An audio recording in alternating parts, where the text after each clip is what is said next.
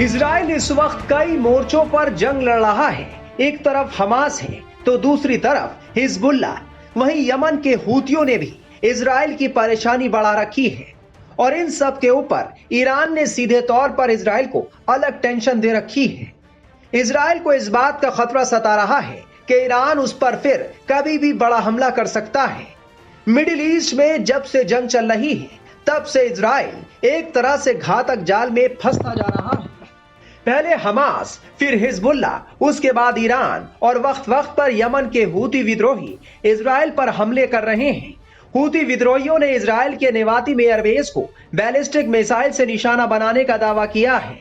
खास बात यह है कि हूती विद्रोहियों ने इस हमले में अमेरिका के सबसे घातक ड्रोन में से एक MQ-9 ड्रोन रिपर को भी मार गिराने का दावा किया है।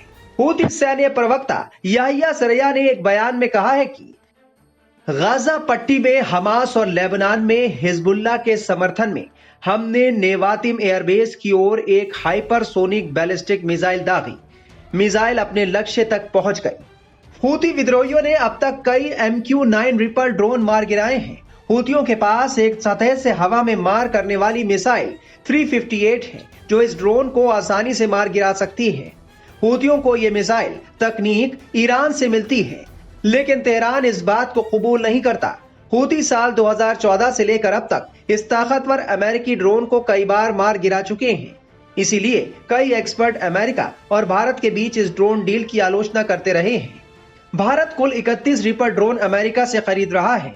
हूती सैन्य प्रवक्ता याहिया सरिया ने कहा है कि हमारे हवाई सुरक्षा बलों ने एक अमेरिकी MQ-9 ड्रोन को मार गिराने में कामयाबी हासिल की, जो शुक्रवार तड़के अल जौफ प्रांत के हवाई क्षेत्र में शत्रुतापूर्ण मिशन को अंजाम दे रहा था। इस ड्रोन को मार गिराने के साथ ही नवंबर 2023 से अब तक इस तरह के कुल 12 ड्रोन मारे गए हैं। हम इजरायली दुश्मन पर नौसैनिक नाकेबंदी जारी रखेंगे, साथ ही फिलिस्तीनी और लेबनानी लोगों का समर्थन करते रहेंगे। ग्रुप के सैन्य अभियान तब तक नहीं रुकेंगे जब तक गाजा और लेबनान पर इजरायली आक्रमण बंद नहीं हो जाता। इस मामले पर अमेरिका ने अभी तक चुप्पी साध रखी है। खास बात यह है कि यह वही ड्रोन है जिसके लिए भारत ने अमेरिका से 3.5 अरब डॉलर की डील की है और भारत ने 31 ड्रोन खरीदे हैं।